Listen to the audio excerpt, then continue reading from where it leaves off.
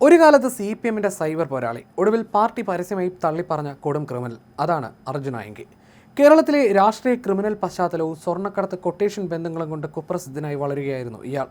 ദിവസങ്ങളോളം പോലീസിനെയും ഭരണ സംവിധാനങ്ങളെയും വ്യാജ ലൊക്കേഷനുകൾ കൊണ്ട് തെറ്റിദ്ധരിപ്പിച്ച് ഒളിവിൽ ഇരുന്ന കുപ്രസിദ്ധ കുറ്റവാളി അർജുൻ ആയങ്കി ഒടുവിൽ വലയിലായത് സിനിമാ കഥകളെ പോലും വെല്ലുന്ന നാടകീയ സംഭവങ്ങൾക്കൊടുവിലാണ്. കണ്ണൂർ നഗരത്തിലെ ഒരു വനിതാ അഭിഭാഷകയുടെ ഫ്ളാറ്റിൽ അതീവ രഹസ്യമായി കഴിയുകയായിരുന്ന ഇയാളെ പോലീസ് അത്യാധുനിക രീതിയിലുള്ള പഴുതടച്ച ആസൂത്രണത്തിലൂടെയാണ് പിടികൂടിയത്. സാധാരണ രാഷ്ട്രീയ പ്രവർത്തകനിൽ നിന്ന് സ്വർണ്ണക്കവർച്ച സംഘത്തിന്റെ തലവനിലേക്കും തുടർന്ന് പോലീസിനെയും സർക്കാരിനെയും വെല്ലുവിളിക്കുന്ന കുറ്റവാളിയിലേക്കുമുള്ള അർജുൻ ആയങ്കിയുടെ വളർച്ച അതിശയിപ്പിക്കുന്നതാണ്. കണ്ണൂർ ജില്ലയിലെ അഴീക്കോട് കപ്പക്കടവ് സ്വദേശിയായ അർജുൻ ആയങ്കി CPMന്റെയും DYFIയുടെയും സജീവ പ്രവർത്തകനായിട്ടാണ് പൊതുരംഗത്ത് ശ്രദ്ധിക്കപ്പെടുന്നത്. അഴീക്കോട് കപ്പക്കടവ് യൂണിറ്റ് സെക്രട്ടറിയായിരുന്ന ഇയാൾ പാർട്ടിക്ക് വലിയ സ്വാധീനമുള്ള കണ്ണൂരിലെ രാഷ്ട്രീയ പോരാട്ടങ്ങളിൽ മുൻപന്തിയിലുണ്ടായിരുന്നു. കൊട്ടേഷൻ സ്വർണ്ണക്കടത്ത് സംഘങ്ങളുടെ പ്രധാന കണ്ണിയായി മാറിയ ചരിത്രമാണ് ഇയാളുടേത്. അഴീക്കോട് കപ്പക്കടവ് യൂണിറ്റ് സെക്രട്ടറി എന്ന നിലയിൽ രാഷ്ട്രീയ പ്രവർത്തനം തുടങ്ങിയ ഇയാൾ പാർട്ടിക്കേറെ സ്വാധീനമുള്ള കണ്ണൂരിലെ രാഷ്ട്രീയ പോരാട്ടങ്ങളിൽ മുൻപന്തിയിലുണ്ടായിരുന്നു. പിന്നീട് ഫേസ്ബുക്ക്, ഇൻസ്റ്റഗ്രാം തുടങ്ങിയ സമൂഹ മാധ്യമങ്ങളിലൂടെയാണ് ഇയാൾ തന്റെ ജനപ്രീതി വർദ്ധിപ്പിച്ചത്. മാസ് ഡയലോഗുകളും പാർട്ടി അനുകൂല പോസ്റ്റുകളും വഴി വലിയൊരു വിഭാഗം യുവാക്കളെ ആകർഷിച്ച ഇയാൾക്ക് സമൂഹ മാധ്യമങ്ങളിൽ വലിയൊരു ആരാധക വൃന്ദം തന്നെയുണ്ടായി.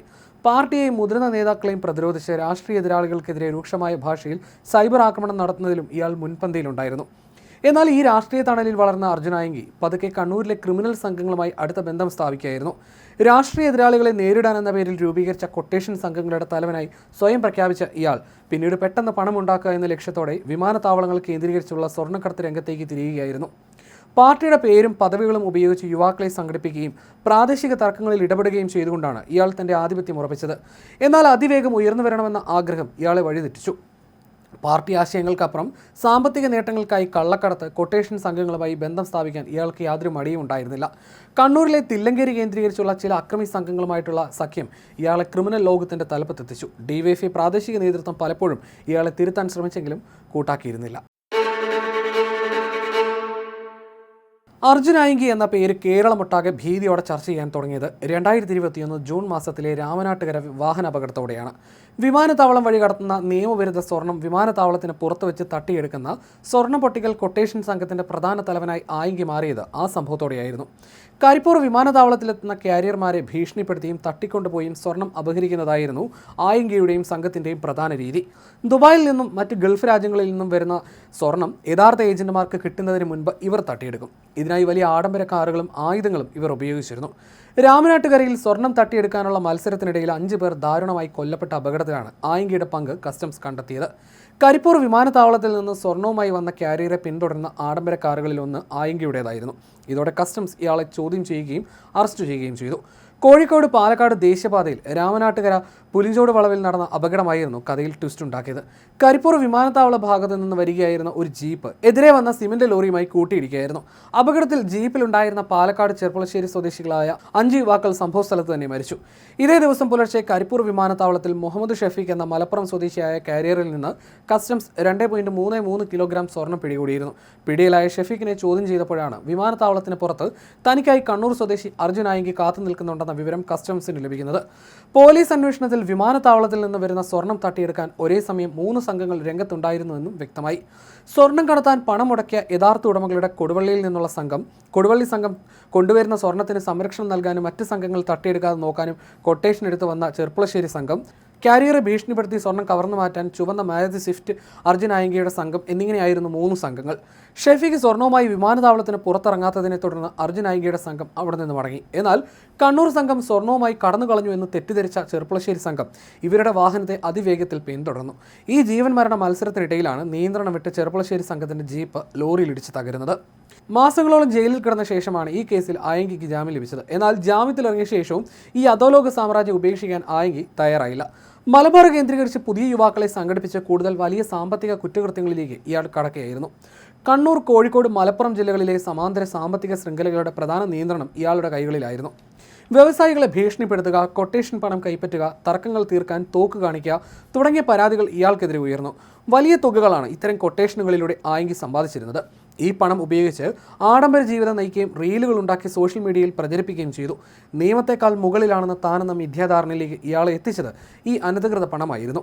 എന്നാൽ പോലീസിന്റെയും എൻഫോഴ്സ്മെന്റ് ഡയറക്ടറേറ്റിന്റെയും നിരന്തര നിരീക്ഷണം ഇയാളുടെ സാമ്പത്തിക സ്രോതസ്സുകൾക്ക് പൂട്ടിട്ടു. ഇയാളുടെ ബാങ്ക് അക്കൗണ്ടുകൾ മരവിപ്പിക്കുകയും കൂട്ടാളികളെ ഒന്നൊന്നായി അറസ്റ്റ് ചെയ്യുകയും ചെയ്തതോടെ ആയെങ്കിൽ സാമ്പത്തികമായി ഞെരുങ്ങി. കരിപ്പൂർ കേസിന് പുറമെ ഒട്ടനവധി മോഷണം, വധശ്രമം, ഭീഷണിപ്പെടുത്തൽ കേസുകൾ എന്നിങ്ങനെ ഇയാൾക്കെതിരെ വിവിധ സ്റ്റേഷനുകളിൽ കേസുകളും നിലവിലുണ്ട്. സ്വർണം നേരിട്ട് കടത്തുന്നതിന് പകരം വിദേശത്ത് നിന്ന് മറ്റ് സംഘങ്ങൾ കൊണ്ടുവരുന്ന സ്വർണം വിമാനത്താവളത്തിന് പുറത്ത് വെച്ച് തട്ടിയെടുക്കുന്ന രീതിയാണ് ആയങ്കിയും സംഘവും പരീക്ഷിച്ചത്. മലബാറിലെ ഗുണ്ടാ ഭാഷയിൽ അത് സ്വർണം പൊട്ടിക്കൽ എന്നാണ് അറിയപ്പെടുന്നത്.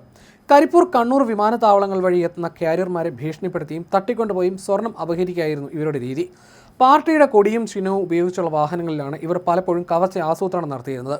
അർജുൻ ആയങ്കിയുടെ ക്രിമിനൽ സ്വർണ്ണക്കടത്ത് ബന്ധങ്ങൾ പുറത്തു വന്നതോടെ CPMഉം DYFIയും പ്രതിരോധത്തിലായി. 2021 കരിപ്പൂർ സ്വർണ്ണക്കടത്ത് കേസിലും രാമനാട്ടുകര അപകടത്തിലും ആയങ്കിയുടെ പേര് ഉയർന്നു വന്നതോടെയാണ് പാർട്ടി ഇയാളെ പൂർണ്ണമായും തള്ളിപ്പറഞ്ഞത്.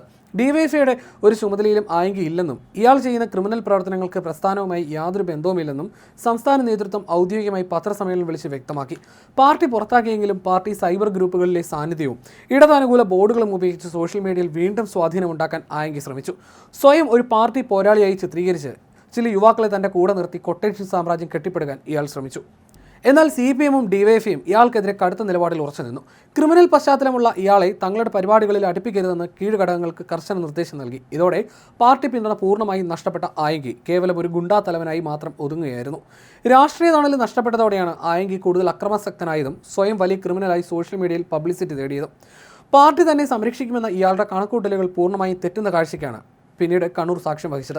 ഇയാൾ ചെയ്ത സകല കുറ്റങ്ങൾക്കും ഇയാൾ തന്നെ മറുപടി പറയേണ്ടി വരുമെന്ന് രാഷ്ട്രീയ നിരീക്ഷകർ ചൂണ്ടിക്കാണിക്കുന്നു. ക്യാമ്പസ് രാഷ്ട്രീയത്തെയും യുവജന പ്രസ്ഥാനങ്ങളെയും ദുരുപയോഗം ചെയ്ത ക്രിമിനൽ വളർച്ച കൈവരിക്കാൻ ശ്രമിക്കുന്ന ഏതൊരാൾക്കും ഇതൊരു മുന്നറിയിപ്പാണ്.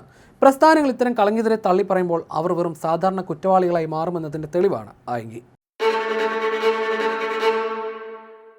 പാലക്കാട് മീനാക്ഷിപുരത്തെ സ്വർണ്ണ കവർച്ച കേസിലാണ് ആയങ്കിയുടെ പേരിടക്കാലത്ത് ചർച്ച ചെയ്യപ്പെട്ടത്. തമിഴ്നാട്ടിലെ മധുക്കരയിൽ നിന്ന് ബസ്സിൽ മടങ്ങിയായിരുന്ന പുതുക്കോട് സ്വദേശിയായ സ്വർണ്ണ വ്യാപാരിയെ കാറിലെത്തിയ അക്രമി സംഘം തടഞ്ഞു നിർത്തി തട്ടിക്കൊണ്ടുപോവുകയായിരുന്നു. വ്യാപാരിയുടെ പക്കലുണ്ടായിരുന്ന 75 പവൻ സ്വർണ്ണാഭരണങ്ങളും 23,000 രൂപയും മൊബൈൽ ഫോണും കവർന്ന ശേഷം വിജനമായ സ്ഥലത്ത് ഉപേക്ഷിക്കുകയായിരുന്നു. 15ഓളം പേരാണ് കേസിൽ പ്രതികളായി അറസ്റ്റിലായത്. സംഭവത്തിന് ശേഷം ഒളിവിൽ പോയ അർജുൻ ആയങ്കിയെയും കൂട്ടാളി അഹമ്മദ് അനീസിനെയും 2023 ജൂലൈയിൽ പൂനെയിലെ സുഹൃത്തിന്റെ വീട്ടിൽ നിന്നാണ് മീനാക്ഷിപുരം പോലീസിന്റെ പ്രത്യേക സംഘം പിടികൂടുന്നത്. എന്നാൽ നിയമപരമായ സമയപരിധിക്കുള്ളിൽ കുറ്റപത്രം സമർപ്പിക്കാൻ പോലീസിന് സാധിക്കാതെ പോയതാണ് പ്രതിക്ക് ജാമ്യം ലഭിക്കാൻ വഴിയൊരുക്കിയത്. അറസ്റ്റിലായി 125 ദിവസങ്ങൾ പിന്നിട്ടിട്ടും കൃത്യസമയത്ത് കുറ്റപത്രം സമർപ്പിക്കുന്നതിൽ പോലീസിന് ഗുരുതര വീഴ്ച സംഭവിച്ചിരുന്നു. CPMന്റെ പരമ്പരാഗത തത്വസംഹിതകളെ അപ്പുറം നിർത്തി യൂത്ത് ഐക്കൺ പരിവേഷത്തോടെയാണ് സോഷ്യൽ മീഡിയയിൽ ആയങ്കി അവതരിച്ചത്. ഇയാളുടെ മാസ് ഡയലോഗുകൾക്കും ചിത്രങ്ങൾക്കും താഴെ ആയിരക്കണക്കിന് യുവാക്കളാണ് ലൈക്കുകളും കമൻറ്റുകളുമായി ഒത്തുകൂടിയത്. DYFI ഈ സംഘത്തെ പരസ്യമായി തള്ളിപ്പറഞ്ഞിട്ടും ഈ സൈബർ ഫാൻസ് ആയങ്കിക്ക് വലിയ സംരക്ഷണ വലയം ഒരുക്കി. പാർട്ടിക്ക് പുറത്തായിട്ടും CPMന്റെ താഴെത്തട്ടിലുള്ള അണികളിൽ ഇയാൾ ചെലുത്തിയ സ്വാധീനം DYFI നേതൃത്വത്തെ അങ്കലാപ്പിലാക്കി. കൊട്ടേഷൻ പ്രവർത്തനങ്ങൾക്ക് മറയാക്കാൻ ഇയാൾ പോരാളി ഷാജി പോലെയുള്ള ഐഡന്റിറ്റികളും സഖാവ് എന്ന പദവിയും ദുരുപയോഗം ചെയ്യുന്നുവെന്ന ആക്ഷേപവും ശക്തമായി. ഒരു ഘട്ടത്തിൽ DYFI കണ്ണൂർ ജില്ലാ നേതൃത്വത്തിന് നേരെ ആയങ്കി തിരിഞ്ഞു. DYFI ജില്ലാ നേതാക്കൾക്കെതിരെ സോഷ്യൽ മീഡിയയിലൂടെ അപവാദ പ്രചരണം നടത്തിയെന്ന പരാതിയുമായി അന്ന് കണ്ണൂർ ജില്ലാ സെക്രട്ടറിയായിരുന്ന M ഷാജറിന് പോലീസ് കമ്മീഷണറെ സമീപിക്കേണ്ടി വന്നു. മനു തോമസ് ഉൾപ്പെടെയുള്ള നേതാക്കൾക്കെതിരെ വ്യക്തിഹത്യ നടത്തുന്ന തരത്തിലേക്ക് ആയങ്കിയുടെ സൈബർ ആക്രമണം വളർന്നു.